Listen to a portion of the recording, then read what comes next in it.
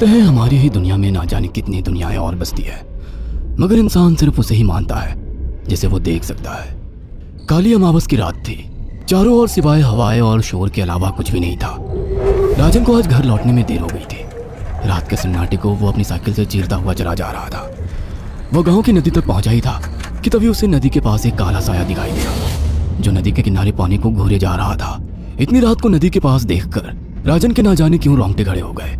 उसे ऐसा महसूस हुआ मानो उसके पैर साइकिल के पैडल पर जम गए हो। राजन कपकपाते हुए होठों से बोला, कौन है वहां पर? राजन ने इतना बोला ही था कि अचानक वो साया बिजली की रफ्तार से दौड़ता हुआ राजन के नजदीक आ गया। राजन की नजर जैसे ही उस साए पर पड़ी, उसके हाथ से एक भयानक चीख निकल गई। इस घटना के 1 महीने बाद अर्जुन का सारा ध्यान ड्राइविंग पर था। उसकी पत्नी शिखा कार में ड्राइविंग सीट के बगल में बैठी हुई एक मैगजीन पढ़ रही थी। शिखा ने मैगजीन रखकर अर्जुन की ओर देखकर कहा, और कितनी दूर रह गया है तुम्हारा गांव अर्जुन? बस थोड़ी दूर रह गया है, आधे घंटे में हम पहुंच जाएंगे। तुम्हारे चेहरे पर इतनी टेंशन क्यों है? टेंशन क्यों नहीं होगी शिखा, मैंने अपनी माँ को बगैर बताए तुमसे लंदन में शादी तो कर ली। पता नहीं माँ तुम्हें देखकर कैसे रिएक्ट करेगी। डोंट वरी अर्जुन, मुझ पर भरोसा रखो। तुम्हारी माँ को मनाने की जिम्मेदारी मेरी है। आई होप शिखा ऐसा ही हो। यकीन मानो अगर ऐसा हुआ ना तो मेरे ऊपर से एक बहुत बड़ा बोझ उतर जाएगा। अब मुस्कुरा भी दो यार। अच्छा, तुम बता रहे थे कि गांव में तुम्हारी बहुत बड़ी हवेली बनी हुई है, कुछ बताओ ना अपनी हवेली के बारे में। अरे 15 मिनट में हम वैसे भी पहुंचने वाले हैं, तुम खुद देख लेना। कुछ ही देर में अर्जुन अपने गांव वीरपुर अपनी हवेली में खड़ा हुआ था। अर्जुन की माँ अर्चना देवी अर्जुन के स्वागत के लिए हवेली के बाहर खड़ी हुई थी। अर्जुन ने दौड़कर अपनी माँ के पैर छुए और डरते हुए बोला, ये शिखा है माँ, मेरी पत्नी। हम दोनों ने लंदन में शादी कर ली। अर्जुन की बात सुनकर अर्चना देवी मुस्कुराकर बोली, कोई बात नहीं बेटा, एक ना एक दिन तो तुझे शादी करनी ही थी। इतना बोलकर अर्चना ने अपनी बहू को गले लगा लिया और वो अंदर आने का इशारा करती हुई वहां से चली गई।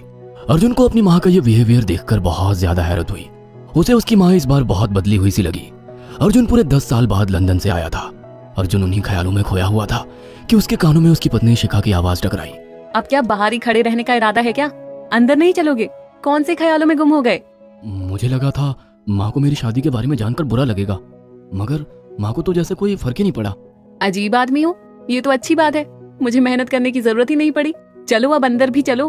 अर्जुन और शिखा अंदर की ओर चले गए। अर्जुन ने देखा कि उसकी हवेली में सन्नाटा पसरा हुआ था। उसे याद था कि उसकी हवेली में बहुत सारे नौकर चाकर हुआ करते थे। डाइनिंग टेबल पर डिनर के दौरान अर्जुन अपनी माँ से जो बोला वो सुन उसकी पत्नी शिखा और रहस्यमय अंदाज में मुस्कुराकर लगातार देखे जा रही थी। माँ, हवेली के सारे नौकर कहाँ गए? मैंने सबको छुट्टी दे दी बेटा। लेकिन क्यों माँ, तुम्हें तो काम करने में बहुत ज्यादा तकलीफ होती होगी। नहीं बेटा, मुझे कोई तकलीफ नहीं होती। कुछ वक्त से मुझे सुकून और सन्नाटा अच्छा लगता है। अर्जुन इससे पहले अपनी माँ से कुछ कहता कि उसकी माँ ने उसे बोलने से रोक दिया। अर्जुन चुपचाप खाना खाने लगा। खाने के बाद अर्जुन और शिखा बेडरूम में चले गए। अर्जुन बेड पर सोच में लेटा हुआ था कि अचानक शिखा अर्जुन से लिपट गई और वासना का तूफान अपने चरम पर पहुंच गया था। अचानक शिखा को दरवाजे पर 2 लाल लाल आंखें दिखाई दिए। उसे ऐसा लगा जैसे कि कोई उसे देख रहा हो। शिखा ने तुरंत बेड से उठकर अपने कपड़े पहन लिए। क्या हुआ शिखा? अर्जुन, मुझे ऐसा लगा जैसे कोई हम दोनों को देख रहा हो। पागल हो गई हो क्या? हवेली में सन्नाटा पसरा हुआ है, एक भी नौकर चाकर नहीं है। तुम्हें वहम हुआ होगा। तुमने तो सारा मूड खराब कर दिया शिखा, अब सो जाओ। उस रात अर्जुन तो गहरी नींद में सो गया, मगर शिखा की आंखों से नींद कोसों दूर थी। अगली सुबह शिखा जल्दी उठकर किचन की ओर चली गई, मगर उसने देखा कि उसकी सास अर्चना नाश्ता तैयार कर चुकी थी। माँ, आपने तकलीफ क्यों की? मुझे बुला लेती आप। शिखा की बात सुनकर उसकी सास अजीब से अंदाज में शिखा की ओर देखने लगी। उनके देखने के अंदाज में पता नहीं ऐसा क्या था कि शिखा को अपने रोंगटे खड़े होते हुए महसूस हुए। अर्चना धीरे धीरे करीब कदमों से शिखा के करीब आकर बोली, कोई बात नहीं बेटी, तुम्हें अब यहीं रहना है। तुम सिर्फ मेरे बेटे के साथ प्यार से रहो और जल्दी से मुझे एक पोता दे दो। काम की चिंता मत करो, वो सब मैं कर लूंगी। कुछ ही दिनों के बाद अर्चना गर्भवती हो गई। उसे हवेली में रहते हुए 6 महीने से ज्यादा वक्त हो चुका था और इन 6 महीनों में उसने नोट किया कि जब से वो गर्भवती हुई है उसकी सास अचानक से आकर उसके पेट पर हाथ फेरने लगती और अजीब से अंदाज में उसके पेट को घोरने लगती। शिखा ने तंग आकर अर्जुन से कहा, अर्जुन, मुझे तुम्हारी माँ का बिहेवियर बड़ा अजीब लगता है। तुम्हारी माँ जब देखो मेरे पेट पर आकर हाथ फेरती रहती है। अरे माँ को अपने पोते के आने का बेसब्री से इंतजार है शिखा, इसमें अजीब लगने वाली क्या बात है? मैं तुम्हें कैसे समझाऊं? मैंने माँ की आंखों में एक अजीब सी चमक देखी है। कैसी चमक? शिखा के मुंह से अचानक से एक अल्फाज निकल गया। जैसे किसी डायन की आंखों में होती है। शिखा की बात सुनकर अर्जुन का गुस्सा 7वें आसमान पर पहुंच गया। वो गुस्से से चीखते हुए बोला, खबरदार शिखा, आगे एक शब्द मेरी माँ के खिलाफ मत निकालना, नहीं तो मुझसे बुरा कोई नहीं होगा। तुम्हें शर्म आनी चाहिए शिखा। जब से तुम यहाँ पर आई हो तब से मेरी माँ तुम्हारी कितनी चिंता करती है। वह तुम्हें समय से खुद नाश्ता बनाकर देती है, खाना देती है, यहाँ तक कि हवेली की साफ सफाई भी वो अकेली करती है। क्या बोलूं अब तुमसे, शर्म आती है मुझे तुम्हें अपनी पत्नी कहते हुए। इतना कहकर अर्जुन गुस्से से कमरे से निकल गया। शिखा अर्जुन से बहुत कुछ कहना चाहती थी मगर कह नहीं पाई।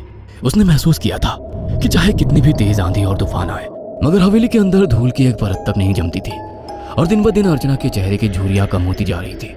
ऐसा लगता था मानो वो जवान हो रही हो। शिखा के अब 9 महीने कंप्लीट हो चुके थे और एक रात अचानक उसे प्रेगनेंसी पेन होने लगे। वो दर्द से तड़पने लगी। ये देखकर अर्जुन घबरा गया। वो दौड़ा दौड़ा माँ को बुलाकर लाया और बोला, माँ, हमें तुरंत शिखा को किसी अच्छे हॉस्पिटल में एडमिट कराना होगा। अर्जुन ने देखा कि उसकी माँ ने उसकी बात को सुना ही नहीं। वो तो बस शिखा के गर्भ की ओर आंखें फाड़ फाड़ कर देखी जा रही थी। अर्जुन एक बार चिल्लाकर कहा, माँ, हमें शिखा को इसी वक्त हॉस्पिटल में एडमिट कराना होगा।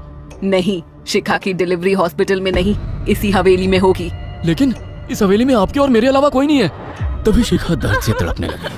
अर्चना ने अपने बेटे को धक्के देकर कमरे से बाहर निकाल दिया और दरवाजा बंद कर लिया। अर्जुन हक्का बक्का रह गया। अर्जुन दौड़ता हुआ गांव की ओर गया। उसने देखा कि गांव में एक पेड़ के नीचे गांव के सभी बुजुर्ग इकट्ठे थे। उनके हाथों में जलती हुई मशालें थीं। अर्जुन उनके पास पहुंच गया और बोला, मेरी मदद कीजिए, मेरी बीवी को प्रेगनेंसी दर्द हो रहे हैं। आप प्लीज किसी दाई को बुला लीजिए, जितना पैसा चाहिए देने को मैं तैयार हूँ। तभी उसके कानों में गांव के सरपंच की आवाज टकराई, बेवकूफ लड़के, तू अपनी बीवी को एक डायन के यहाँ पर मरने के लिए छोड़ आया। क्या कहना चाहते हैं आप जानते हैं आप क्या कह रहे हैं? वही जो तू सुन रहा है, तेरी माँ एक डायन है। इन गांव वालों के हाथों में जो मशाले देख रहा है ना, हम तेरी ही हवेली में आग लगाने जा रहे थे। तेरी माँ ने इस गांव में ना जाने कितने नौजवानों को मार कर खाया है। तेरी माँ एक डायन है। लगता है आपका दिमाग खराब हो गया है। आप जानते भी हैं मैं कौन हूँ? हाँ, मैं जानता हूँ। तू ठाकुर धीरेन्द्र प्रताप का बेटा है। तेरे पिता को शक हो गया था कि तेरी माँ एक डायन है, इसीलिए उन्होंने तुझे हमेशा उससे दूर रखा। पहले तेरी माँ ने तेरे पिता को मारा और धीरे धीरे करके वह हवेली के सारे नौकरों को मार कर खा गई और फिर गांव वालों को भी मारने लगी। और अब तो तेरे होने वाले बच्चे को खाएगी, क्योंकि डायन को नवजात शिशु का मांस खाना बहुत पसंद होता है। अगर मेरी बात पर यकीन नहीं है तो चलकर मेरे साथ तो खुद अपनी आंखों से देख ले। इतना कहकर सरपंच अर्जुन को लेकर हवेली की ओर चल पड़ा। उसके पीछे कई लोग थे जो जलती मशाले पकड़े हुए थे। हवेली के अंदर घुसकर उन्होंने उस कमरे के दरवाजे को तोड़ दिया जहाँ पर शिखा थी। कमरे का मंजर देखकर अर्जुन के रोंगटे खड़े हो गए। उसने देखा कि उसकी माँ एक बेहद भयानक रूप में उसके बच्चे का मांस खा रही थी और उसकी पत्नी शिखा फर्श पर मरी हुई पड़ी थी और पूरा फर्श खून से लाल था। अर्जुन को अपनी आंखों पर यकीन नहीं आ रहा था कि तभी उसकी माँ उसके ऊपर झपटी। सरपंच ने चीखकर कहा, अरे इस डायन को आग लगा दो, जिंदा जला दो इसे और साथ ही इस हवेली को भी। सभी लोगों ने जलती हुई मशाले डायन के ऊपर फेंक दी। देखते ही देखते डायन दर्द से चीखने और चिल्लाने लगी और कुछ ही देर में वो जलकर राख हो गई। हवेली में आग लग गई। सभी लोग अर्जुन को खींचकर बाहर ले आए। अगले दिन अर्जुन अपनी पत्नी की यादें साथ लेकर आंखों में आंसू लिए दोबारा लंदन वापस चला गया। अगर आपको हमारी ये कहानी पसंद आई हो तो इसे लाइक और शेयर करना ना भूलें।